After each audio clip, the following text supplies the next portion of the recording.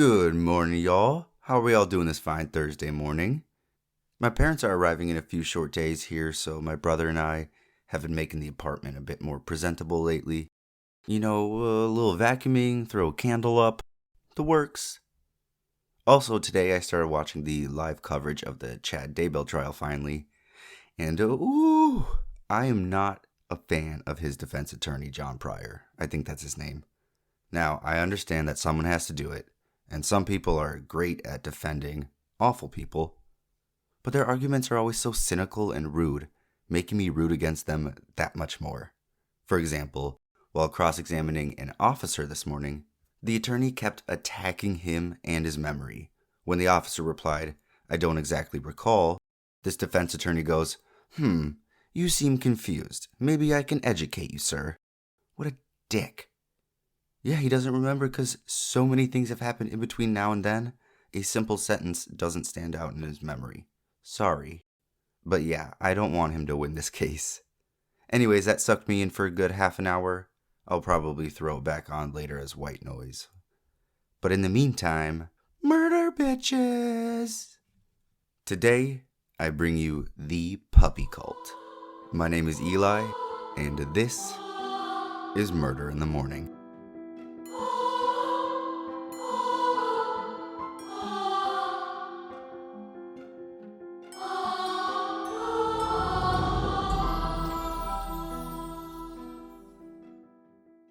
My sources for today come from Wikipedia, this super old Hamilton Evening Journal article from 1930, and of course, Jason Morrow's historical crime detective blog.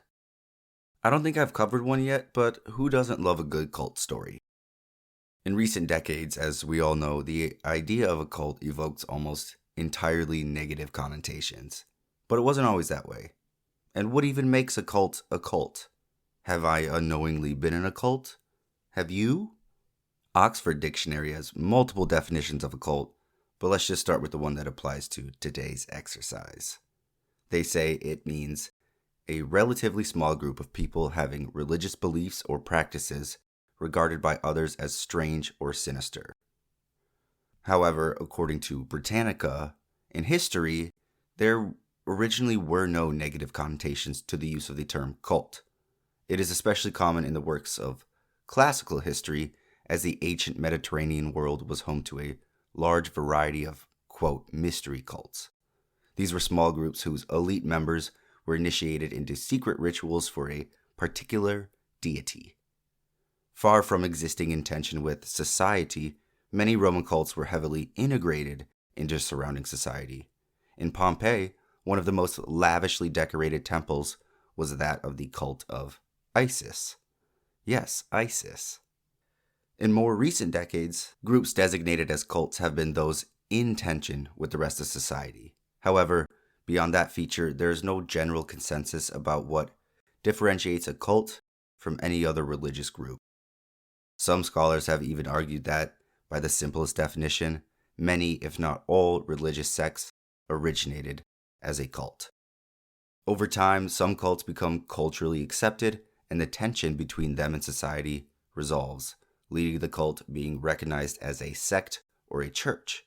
Recent examples of this transition from so-called cult to religious group are the Seventh-day Adventists and the Church of Jesus Christ of the Latter-day Saints. Quote, "The anti-cult movement reached its peak in the 1970s when the idea emerged that cult members were being brainwashed, having their free will systematically taken away. According to the brainwashing theory, all cult members are not choosing an alternative way of life, but are instead victims of exploitation and dangerous tactics. This justified the use of forcible deprogramming, which involves the kidnapping and holding of cult members until the deprogrammer judges that they are no longer in the thrall of the cult." End quote.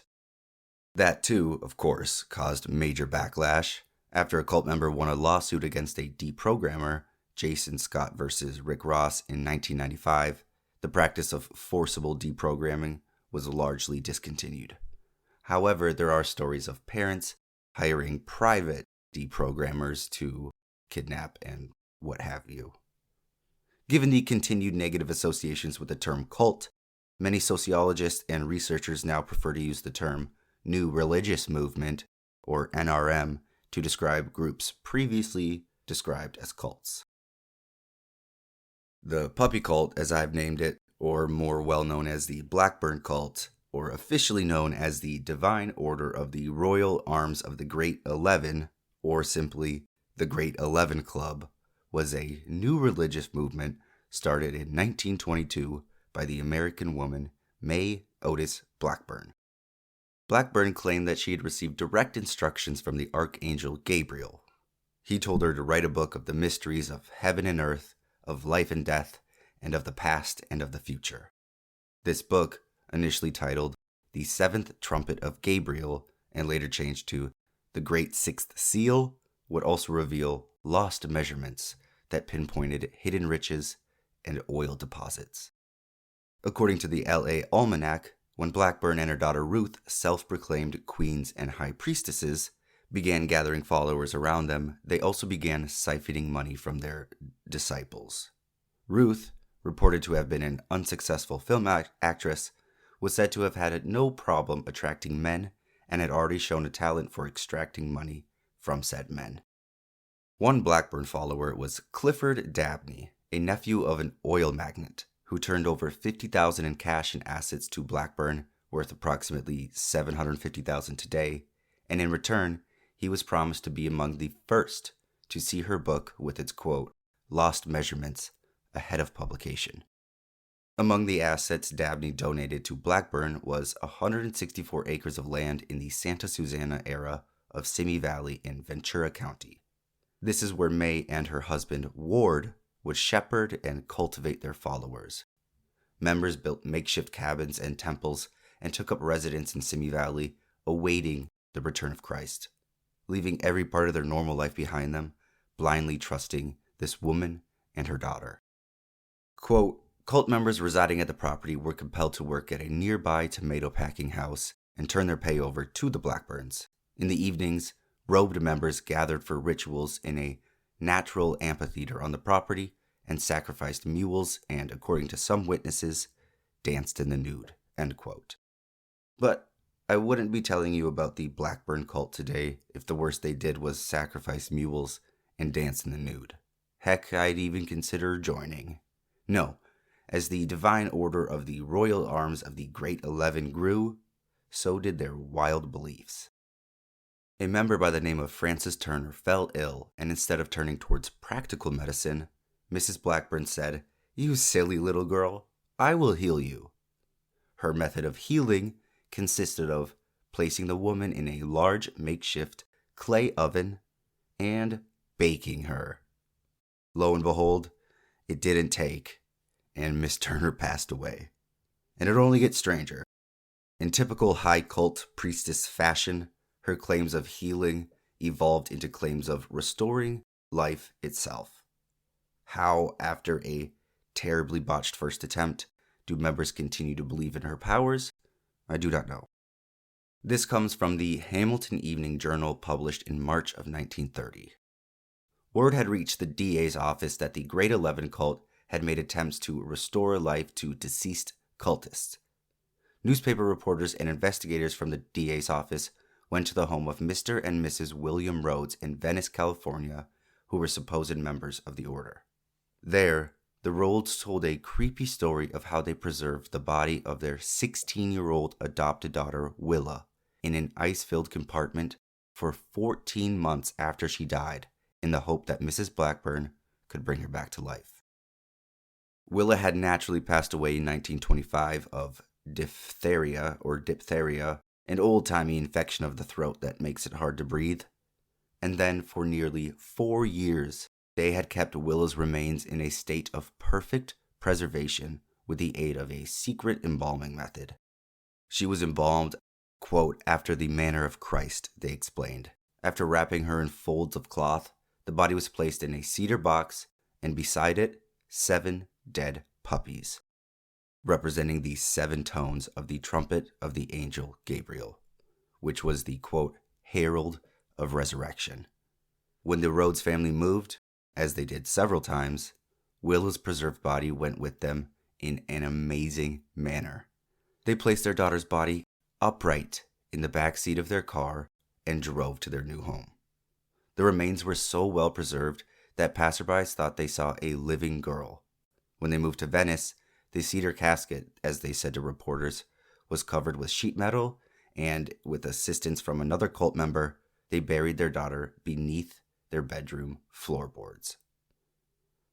After this insane confession of essentially taxidermizing their daughter, detectives entered with search warrants and tore up the floorboards. There, they discovered the body in the chest, still perfectly preserved. Sure, they didn't kill Willa, but something about that just doesn't feel quite legal. As more of these type stories came out in reference to the Blackburn cult, further investigations revealed even more shady behavior. Quote, Mr. Francis Rizzo of LA claimed to police that their son Samuel had been married to Mrs. Blackburn's daughter Ruth and had been unaccountably missing for some time. An inquiry into this revealed that yes, Ruth and Sam were married in 1924. Ruth here declared that she and her husband had argued, that he had dashed off in a fit of rage, and had not been seen since then. Throughout their investigation, police discovered that poison had been bought about the same time her husband disappeared. Again, she verified this, but explained that the poison was purchased for a ceremony in which Samuel would become a full cult member. Ruth said that the poison was sprinkled on a bed of sand, and Sam walked over it, purging himself of all sin. Samuel was never found, nor was Ruth ever charged. Now, I am jealous of a few aspects of this cult. Many of the members had quite striking nicknames. For example, King Gale of the Four Winds, or King Arthur of the Four Horsemen, and the King of Peace. Blackburn and her daughter were simply the two messengers of God. The properties that Mrs. Blackburn had accumulated over all of the years were eventually searched, and the remains of way too many animals were found. Like a lot of dogs and a lot of horses. And after a light was cast upon this new religious movement, it kind of fell apart, lost its appeal, I suppose. Members either left out of shame or came to an ultimate realization of sorts. And in 1930, a former member sued her for theft. Quote, Blackburn was convicted on 8 of 15 counts of grand theft. She remained out of jail on bail pending appeals, and in 1931, the California Supreme Court threw out her conviction, ruling that the evidence used in her conviction, although clearly demonstrating unconventional and even possibly offensive religious practices, failed to establish that she did not believe in her pronouncements and promises, and that she did not take money from followers in good faith. Furthermore, the High Court ruled that the victims appeared to be of sound mind when they willingly accepted Blackburn's teachings. At worst, the victims suffered from their own bad judgment. As a result, Blackburn was exonerated, but the publicity and scandal around her case decimated her following.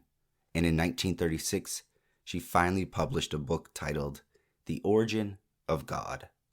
Not many people read it, and in 1951, she died in Los Angeles. And that, my friends, is the wacky Blackburn cult. Sorry I titled it The Puppy Cult. I just wanted to do something original. Per usual. I hope y'all enjoyed the story. Like I said up top, who doesn't love a good cult, right? Does anyone else ever get tempted to just try and start one? Nah. Thank you again for taking the time today. It's always so kind of you folks. Stick around for a bit extra after that there music. And I will see you guys later. Okie dokie. Bye-bye. Love you.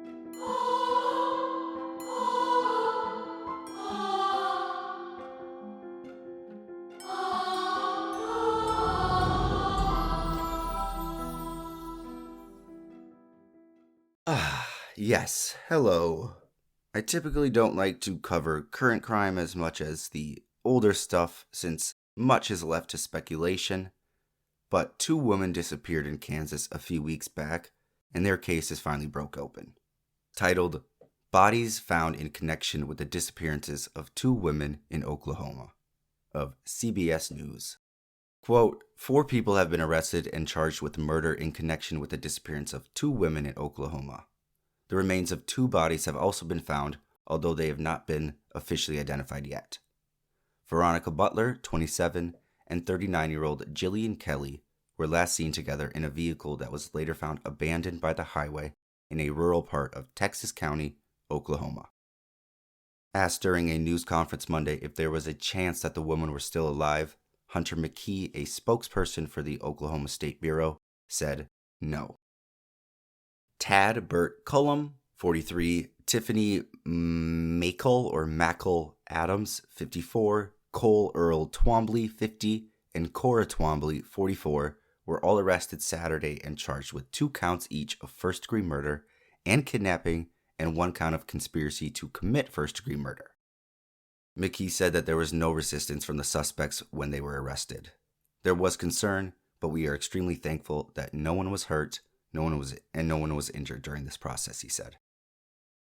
Authorities did not provide any further details, including possible motivations, connections to the victims, or evidence that led to the arrest of the 4 individuals. But McKee did say authorities were not looking for any additional suspects.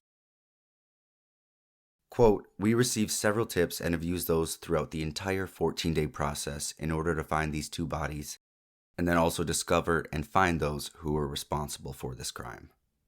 On Sunday, the 2 bodies were discovered in Texas County, and both bodies are still awaiting identification. Butler and Kelly were last seen traveling together in a vehicle on March 30th before they disappeared. They had traveled from nearby in Kansas to pick up Butler's children, but the missing persons alert said neither, quote, made it to the pickup location. Butler had been involved in a custody battle, but it was not clear if that had anything to do with her disappearance. A few days after the car was found, the Oklahoma State Bureau of Investigation said that, quote, investigators believed that there was evidence to indicate foul play, but McKay said he could not elaborate on what that evidence was. Quote, it is still an ongoing investigation. We can say that the evidence that was discovered inside that abandoned vehicle and around it were able to help our investigators determine that there was foul play involved, end quote. And there you have it. Thursday's perfectly executed, perfectly produced episode. Nailed it. For real, though, I do hope those 2 women get justice. It is terribly tragic to see. Anywho, I think that'll about do it for me today, y'all. Let me know if I missed anything important, or if you hated something I said. Yeah, send it over. Thank you again, truly, and I will see you on Monday. Okie dokie. Bye-bye. Love you.